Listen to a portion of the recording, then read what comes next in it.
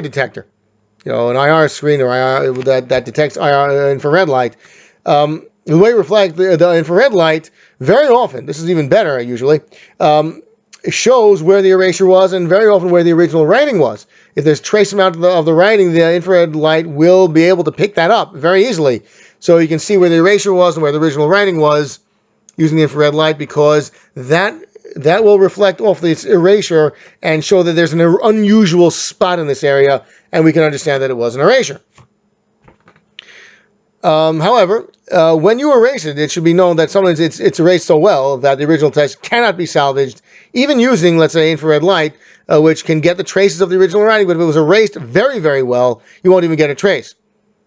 So that's something to remember. You might never get the original text back, especially when it's like scratched off entirely. Also, what if the one writing is on top of another writing? So in this case, again, we use the infrared luminescence. We shine in this case, we shine blue-green light hitting ink, and the ink will glow in the infrared range. Now, again, we can't see it, but our infrared detectors can. And different inks will glow at different infrared wavelengths. So the person, and you can usually assume that it was a different ink, unless it was like a very popular pen that the person knew that the other person, like a big pen, in blue. I mean, okay, they presumably have the similar inks. But if they're different inks, they will glow and they will reflect back with different infrared wavelengths. It reveals erasures, especially when the residual ink they attempted to erase the whole thing, you will still pick it up, because the infrared light will, when shown on it, will reflect, and you shine enough infrared, a lot of it will reflect. I mean, the more you shine on, the more it will reflect. So even residual ink can be picked up even after a lot of it was erased. So let's take a look at this example. Here we have it says pay for cash for John Smith. Okay, $9,000. The date is 10/23/07, and there you go, $9,000. Looks perfectly legitimate. That's the untrained eye. When you put this under infrared light, this is what it looks like. This picked up the original writing because, again, we adjusted the infrared light so that certain kind of ink will glow. The original writing's ink will glow. The non-original lighting ink will not glow. See what happened to the date? You put a 10 in there. You catch that? I didn't catch it the first time I looked at it. I'm not a professional document examiner. But if you now that you look back, say, yeah, maybe that is a little bit of a different, darker shade. Let's say, oh, it's a little bit darker than that one. You might be able to say that now. But we see that the original writing was a 1, and someone stuck that O in there. And cash, okay, that was the original writing, and someone put for John Smith. See that 1,000 turned into a 9,000? See, what should be a 1, that little, again, the original writing is the glowing 1,000. Someone else wrote that curve to make it a 9. Here too, again, the original writing was $1,000. Someone else put the NI. And again, the original person was Jane. Again, this is just an example. The original signature was correct. So you're not going to be able to use a handwriting analyst to figure out whether this was, maybe it's the wrong, it's a forged signature. It's a correct signature. They just altered a few things in there. So this is, again, an important thing. When we have a question document, we put it through the infrared. We put it through the infrared light. There are other signs of document alterations. And these are like just the documents themselves. Like, let's say we have a 10-page document, and we look at, it's all stapled together. I mean, often documents are, right? I'm sure you've done it yourself. So we see, let's say, 6 staple holes in pages 1 and 3, and 4 or 5 and then the rest of the pages, but page 2 only has 2 staple holes. What do you think that means? Someone's been unstapling and stapling it 3 times, but but let's say the third time, they unstapled it, and they slipped in page 2. Page 2 really didn't belong there. Who knows what page 2 might have? Might have additional like agreements to pay. Who knows what? Or maybe exemptions that really weren't in the original contract that was signed. But so they slipped it in. They slipped in page 2, and then they stapled it. So all we have is 2 staple holes. I mean, every staple has 2 holes. So the 2 staple holes for page 2, 1 and 3, they're stapled and unstapled several times. So they have 6 staple holes for 1 and 3. But only page 2 was slipped in there. That's why it only has 2 staple holes.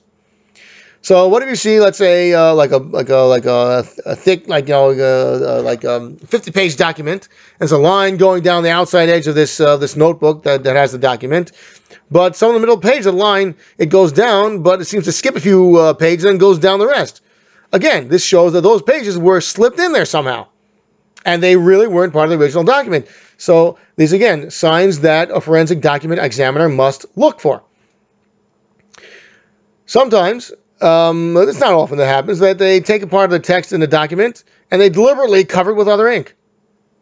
So it looks like that, either nothing was underneath it, or you'll never know. So the document can be, you can actually question what the document ever had originally, what the original signature was, what the original document had, what conditions the original document had. So you can question it and say it's not valid, whatever you can do with it. The point is, if it's part of it's obliterated, it might not make people responsible when they should be responsible for it.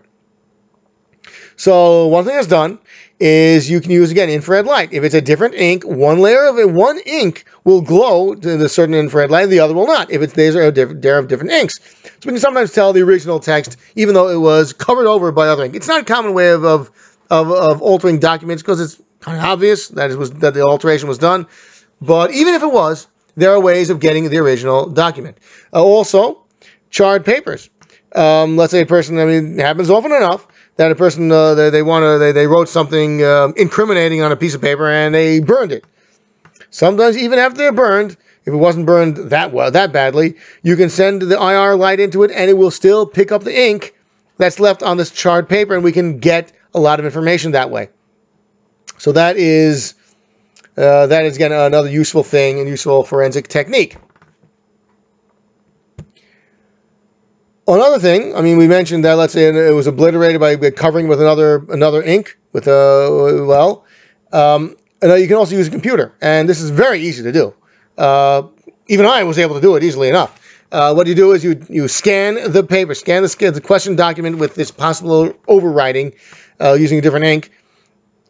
You can use a good digital camera that'll also digitize it. Again, once it's in a digital image in a computer, you can manipulate it using image manipulation software. You might have you've probably seen some digital manipulation software like Microsoft Paint. Can do that too. But anyway, it's in the form of the computer can identify it, can use it, can work with it. What it does is it takes every tiny part of the picture and turns it into a little pixel. And each pixel has a number associated with it, a few numbers. How much red, how much green, how much whatever it is, red, green, blue, whatever the numbers, whatever the coding scheme for the pixels is. There's there are different kinds. There's RGB, there's the CYMK, I don't know, whatever it might be. It's really not my field. But the point is, each pixel has its own coding for what kind of color is there, and even how transparent it should be, and how bright or whatever else it has. So each pixel has that. And once a computer has that, it can manipulate, can identify those with the same or similar numbers and manipulate these specifically. So human eye might not be able to tell that this was covered over by slightly different ink. But once the computer has it all into little pixels, the computer can identify this pixel, let's say the covering over ink, has has a certain shade to it, a certain numbers to it. You can tell the computer, yes,